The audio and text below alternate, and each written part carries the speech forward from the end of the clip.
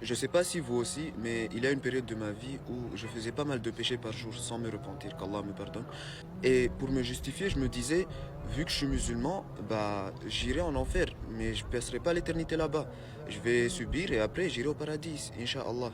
Et mon frère, ma soeur, si tu te dis ça, c'est extrêmement grave. Déjà, l'être humain ne peut pas imaginer la souffrance. Ne peut pas imaginer la souffrance. Ce n'est qu'au moment où l'on souffre qu'on se rend compte de cette souffrance. Aussi, la souffrance de l'enfer est inimaginable.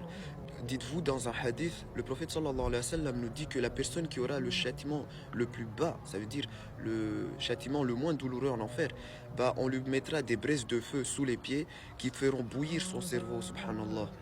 Et imagine-toi, on t'envoie en enfer et tu devras y passer 1 million d'années pour expier tes péchés.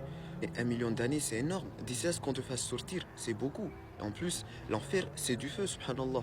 Imagine-toi si on t'avait mis en enfer depuis ta naissance jusqu'à l'âge que tu as maintenant, ça t'aurait déjà paru comme étant une éternité. Et aussi, faire beaucoup de péchés peut t'amener à faire un annulatif de l'islam sans que tu ne le saches parce qu'on ne connaît pas notre religion. Donc, apprenons notre religion, qu'Allah nous raffermisse dans sa religion et qu'Allah nous guide.